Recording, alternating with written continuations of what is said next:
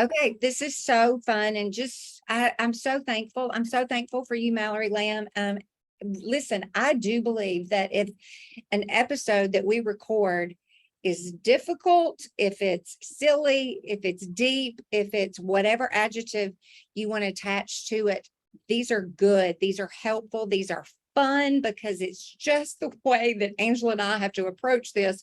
Otherwise, if I came on here and said, this is who our guest is, and this is what we're going to talk about today, everybody might go, oh my God, this is good. This is good. Mallory Lamb, tell all the people who you are, because we are so thankful to have you with us today. Yeah, so as Brianna said, my name is Mallory Lamb. I'm a licensed clinical social worker and supervisor in the state of Alabama. I went to Union University, graduated back in 2017.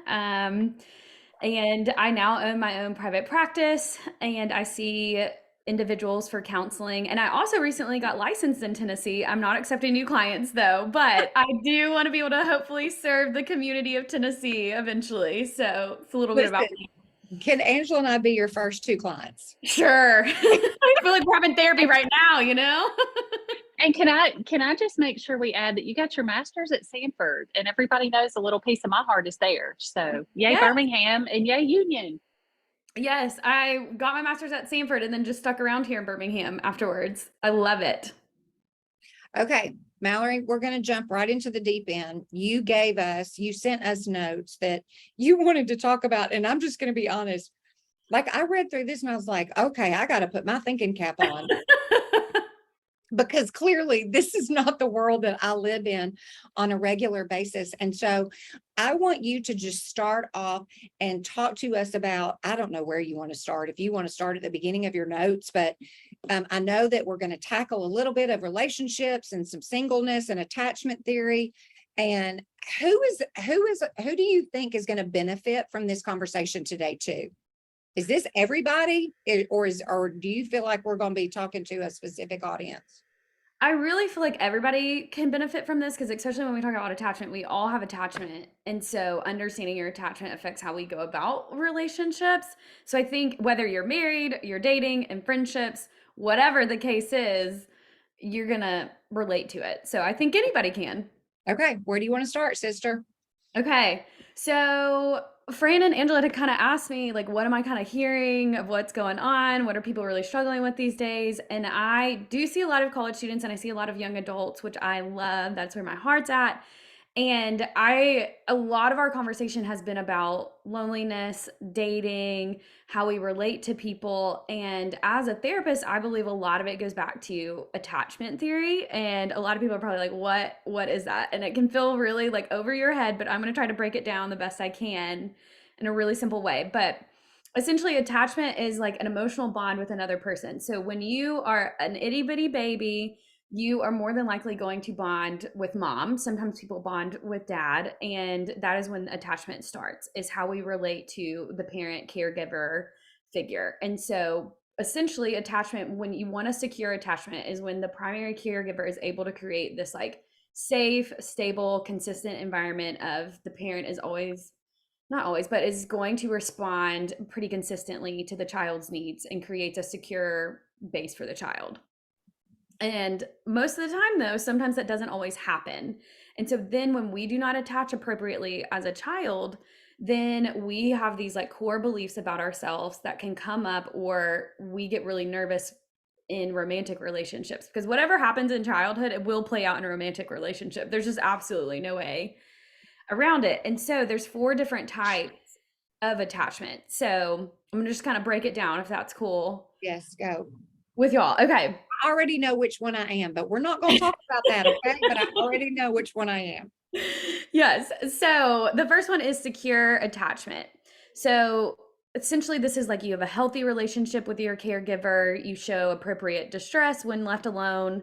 You're able to seek support in relationships, but it's not, you're able to self soothe, but you also know when to reach out for support.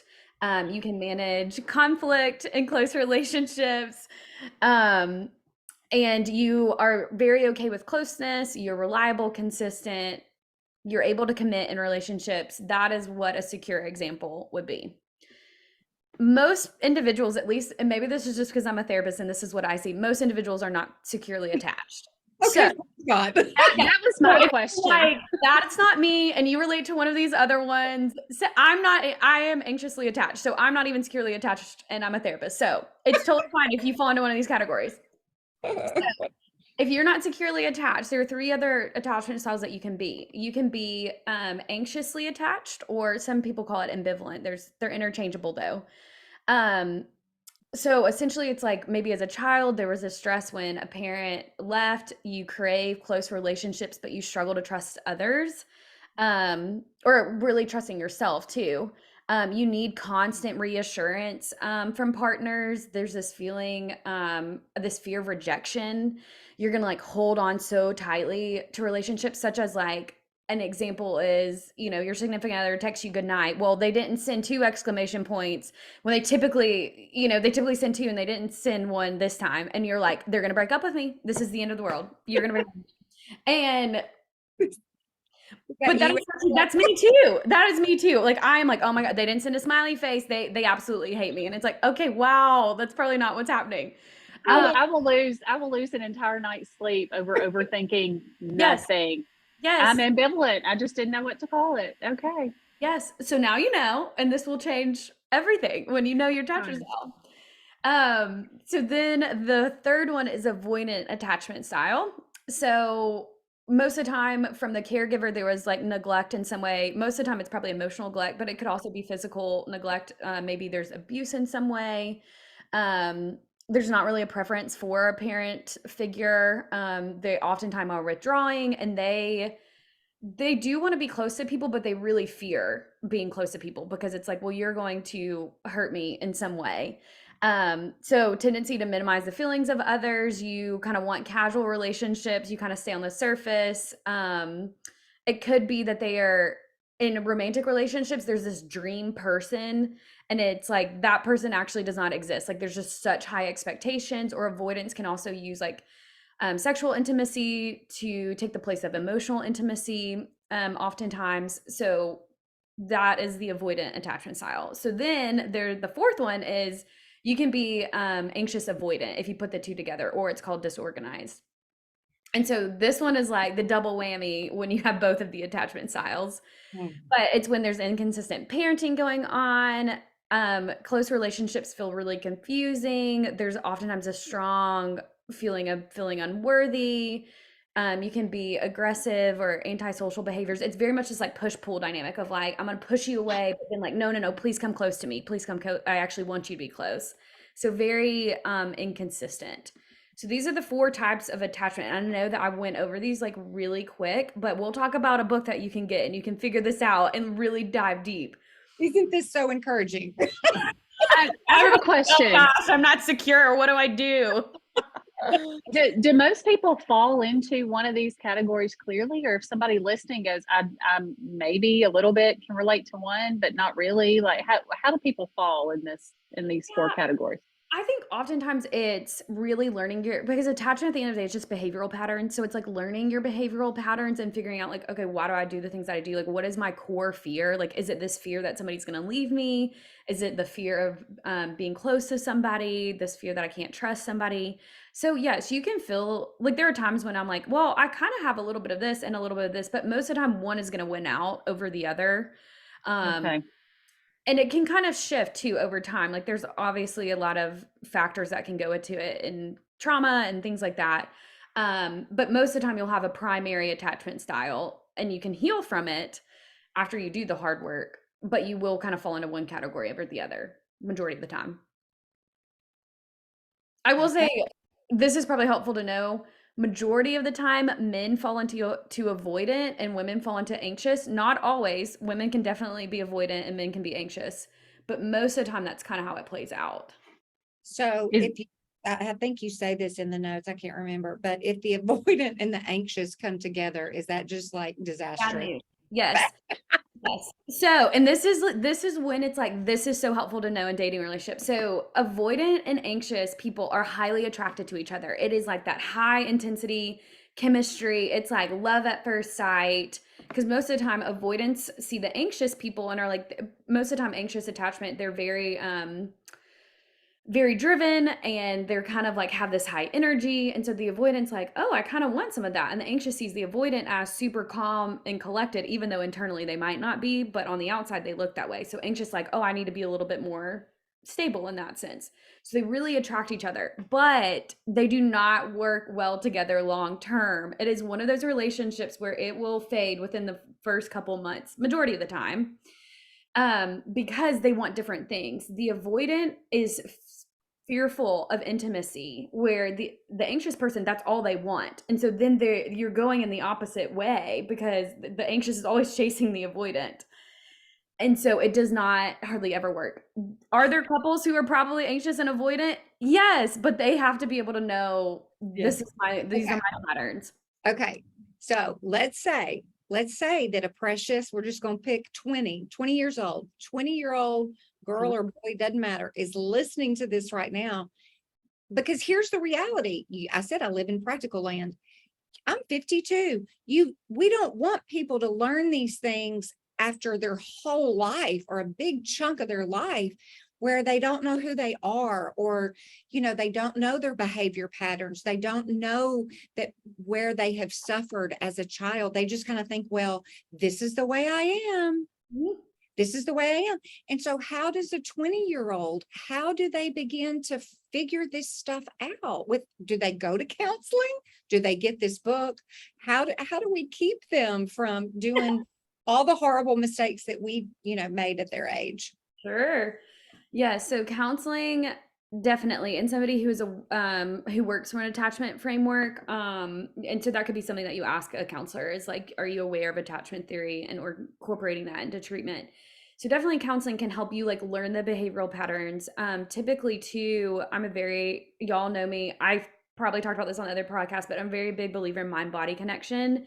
And so somebody who does the therapies of like EMDR or brain spotting or like lifespan integration are all therapies that target attachment wounds, is what we call them. Like they're just where our attachments really play out. And so going to counseling can be very helpful to help you address, okay, what are my patterns? What are my core fears and beliefs? What did I learn from childhood that's now playing out in relationships? And even if you're married and you are older, you can still benefit from that.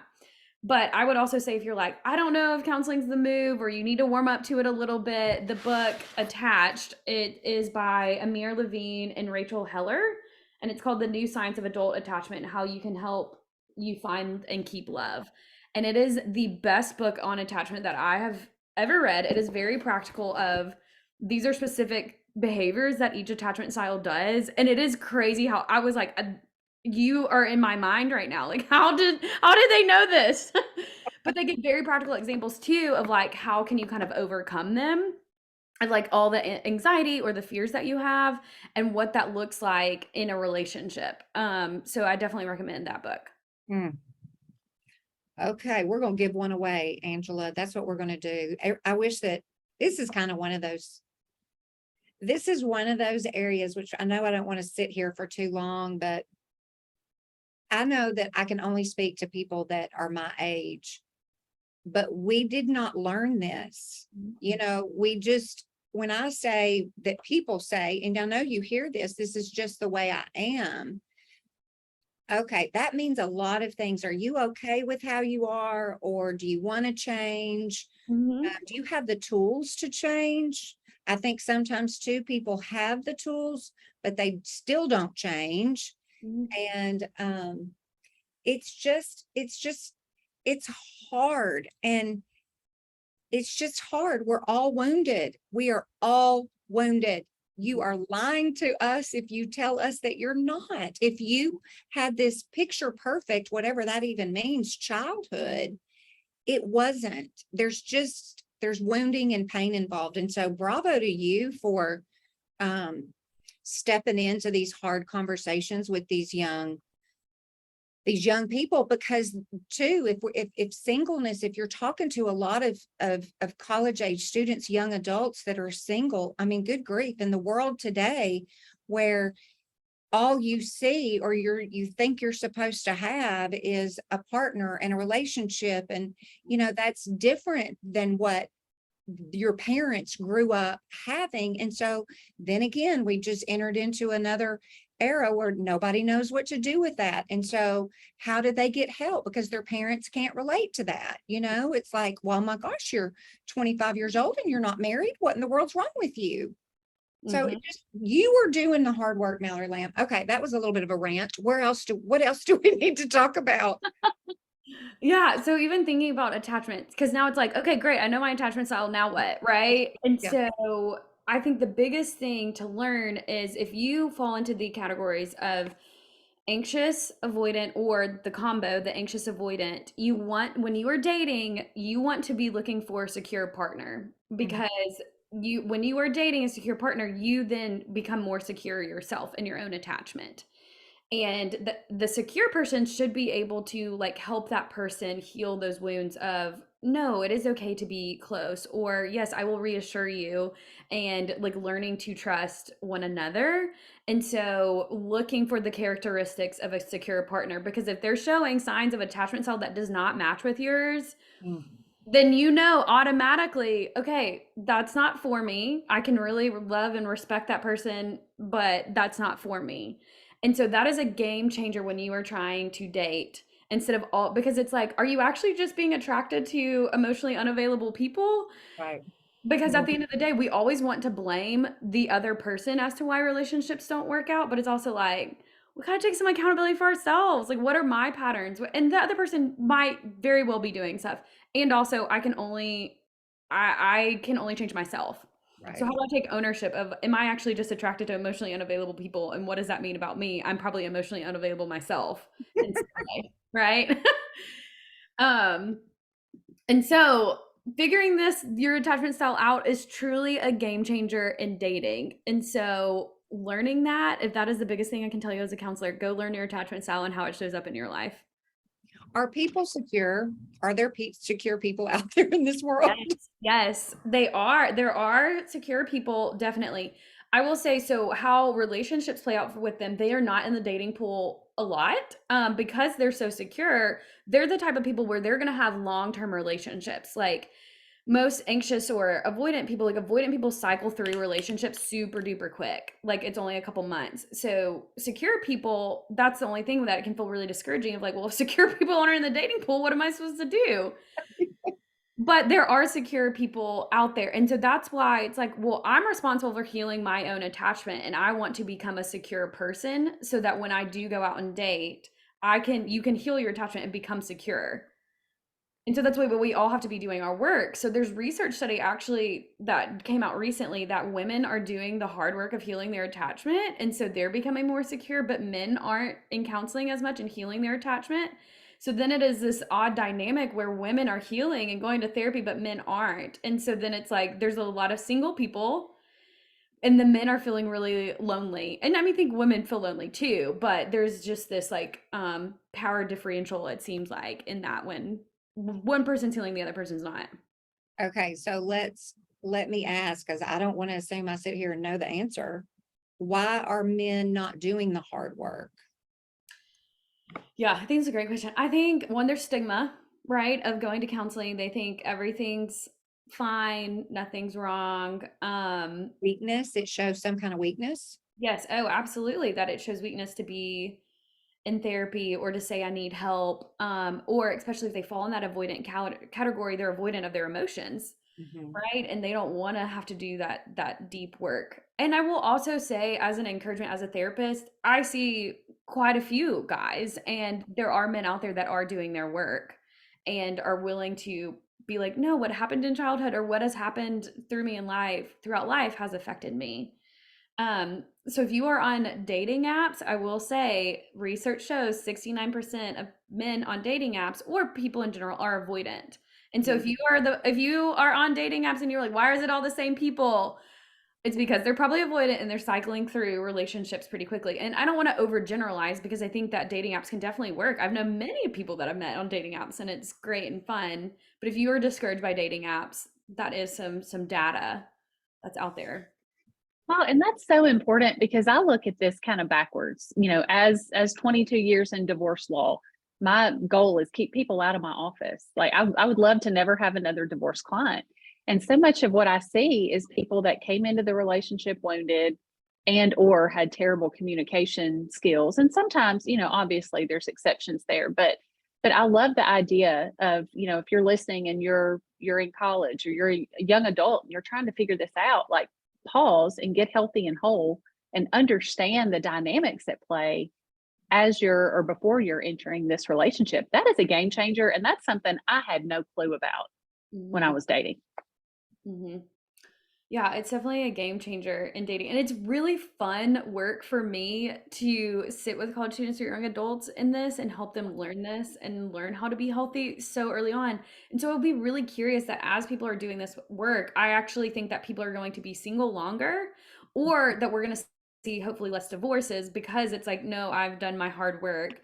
And so when we are choosing to be in a relationship, hopefully we've both done our work. So I will be curious to see what happens in the future now that attachment is definitely a hotter topic these days. Yeah. What are some, oh, go ahead, Fran. I was just gonna say, you said in the notes, we can, I mean, what you're essentially saying is we can unlearn what we've learned. Yes. Yeah, whatever's learned can always be unlearned. I don't care how old you are, right? Yes. I don't care how stubborn you are. I don't care what your attachment is. Uh-huh.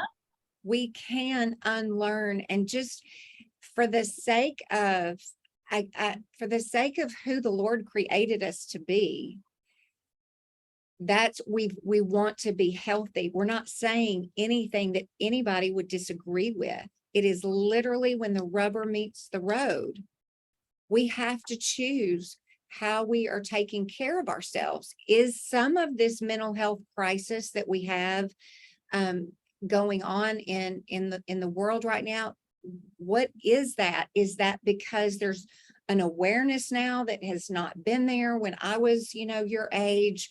People aren't afraid to talk about things anymore. Praise God that, people are willing to seek help and to have conversation. But unlearning, rewiring your brain and healing deep wounds. This isn't just putting a band-aid on to stop the bleeding.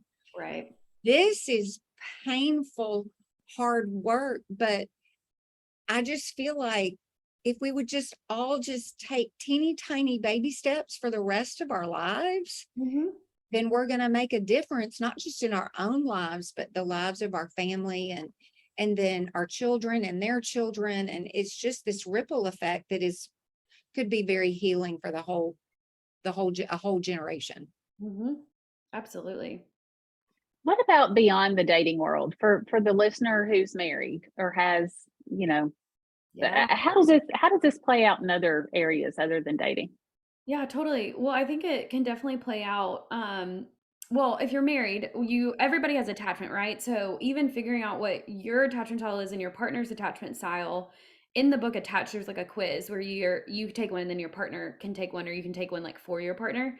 Um, but figuring out, okay, why do we keep maybe getting stuck in these same patterns, or why does this person always respond in the way that they are responding, and we feel stuck in a loop? Like, attachment can be a game changer. So oftentimes, even if I have a client who is married and we work on attachment stuff, it's like, okay, couples counseling is going to be super beneficial, but figuring out each other's behavioral patterns and how it relates all the way back to childhood can definitely be a game changer. So oftentimes in relationships, whatever it is, friendships, marriage, dating, and somebody has a really big reaction to something that you're like, that reaction just does not match like what is totally happening right now, and like that feels really interesting.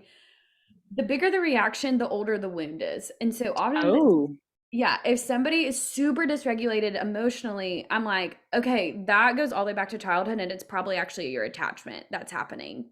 wow. Mm-hmm. That's insightful.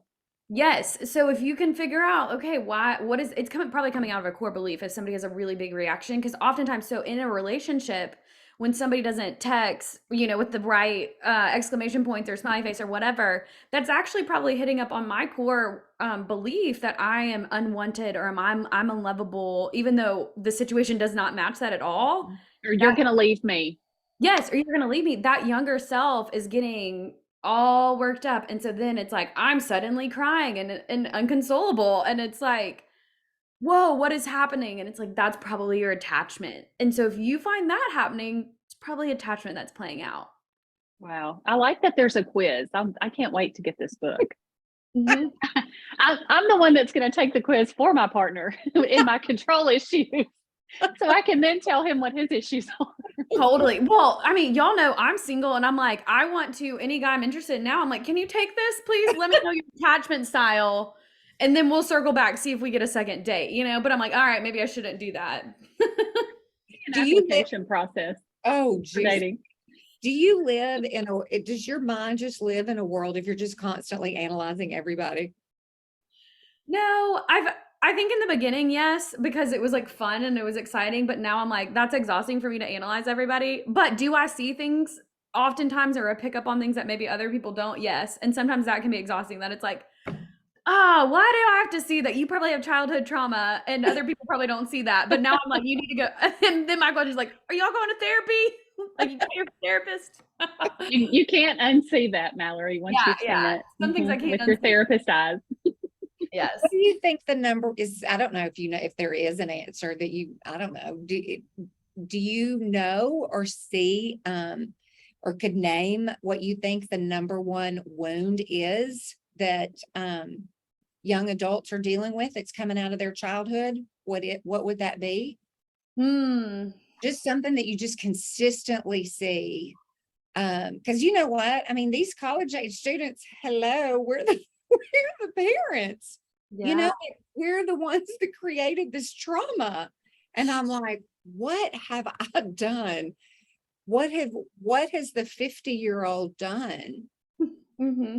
Which I Mhm. want to say too, if you are a parent listening to this, you did the best that you could That's right. raising your kids. And so, like, yes, your child might not be securely attached, but you still did the best that you could. And like when there's situations of like abuse and things like that, we don't have to blanket that and be like, well, they were doing the best they could. Like, no, those things weren't okay. But to say the biggest, I think oftentimes I see a lot of this desire for to be a perfectionist or Mhm. like this fear of like I can't fail or somebody's gonna leave me. And so most of the time that comes out of parents who are not able to emotionally connect to the child. And it's always just about like you have to do your best, make Mhm. all A's, be the Mhm. best at your sport. Like that is a really, really deep wound. Or when parents did leave, right? If they left, whether physically or emotionally, they were unavailable because they were dealing with their own stuff. And so the child really had to become, or the child has to become parent and console the parent. I see that quite a bit where there's this role reversal happening. Mhm. Uh, so those are probably like the main ones. Mhm. I tell you, we can't say it enough. I mean, what you're doing and how you're making a difference in people's lives is just it's beautiful, it's complex, it's so very hard, it's encouraging all at the same time. It's that beautiful ball of mess that's just great, because it's all needed, it's all necessary. The world is not just rainbows and butterflies and chocolate milkshakes all the time. It's just very complex. Mhm. And the fact that I think it's so healthy, I think it's encouraging that you are seeing so many clients in the age group that you are, and they're not waiting until they're in their 40s.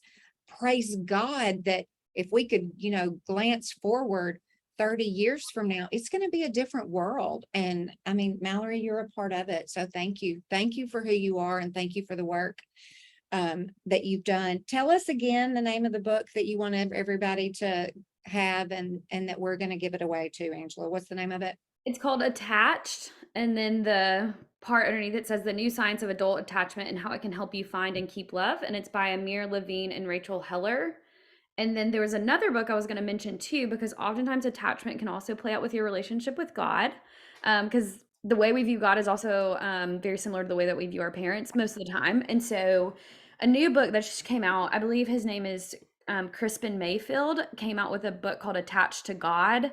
And I heard him speak about how our attachment style affects our relationship with God. Because sometimes then are we being fearful of God? Are we feeling avoidant and don't want to feel close to God? Or do we actually feel really secure and trusting of his character and who he is. And so I think that's like an interesting perspective too. So that might be for somebody who is aware of their attachment and wants to go a step deeper. I would say that book, Attached to God, by Crispin Mayfield. Yeah, oh, I agree with every bit of that, just as an older 50-something-year-old adult, absolutely. That plays into how you view God for sure. That looks like a great book. Maybe we can give that one away too, Angela. Okay, We're what else? giving it all away. Give it away. And you get a book, and you get a book. You get a book. Yeah, yeah, we'll give them a lot. We'll do some social media stuff. We'll do one on Instagram and one on Facebook. That'll be good. Well, and you just want people to be healthy. You just want people to be healthy. We just want people to be healthy. Okay, Angela, do you got anything else for Mallory before we close? I'm just going to have to sit in this a minute and take that quiz on behalf of me and the people in my life so I can tell everybody in my family what's wrong with them. Listen, Stay- I have Stay anxiety. tuned. We'll do a follow-up. I have anxiety to take the quiz because it just, I think, oh, okay, here we go. I know I have a strong feeling what I am, and Well, just, Fran, I'll take it for you too. just help me. Okay, Mallory, thank you so very much. We love and appreciate you. I think this is an episode people should listen to twice Yes. because it's so much. We'll make sure that, of course, we have show notes and everything, but I do think it's an episode to listen to twice and pass along to all the young people for sure. Okay. You're such a gift. Thank you, Mallory. Yes. Well, thanks for having me on. I always love when I get to talk with y'all, and I miss being in the same city as you guys. Well, hey, listen, when Angela comes to Birmingham, you get to Jackson. I don't go to Birmingham ever, but you come to Jackson, she'll go to Birmingham. We'll all somehow see each other, maybe before the next 10 years is up. Yes. I love it. Okay, everybody. Thanks so much for listening. We love you guys so much. Thank you, Mallory. And we'll see you next time on Rambling Through Everyday Life with Fran and Angela.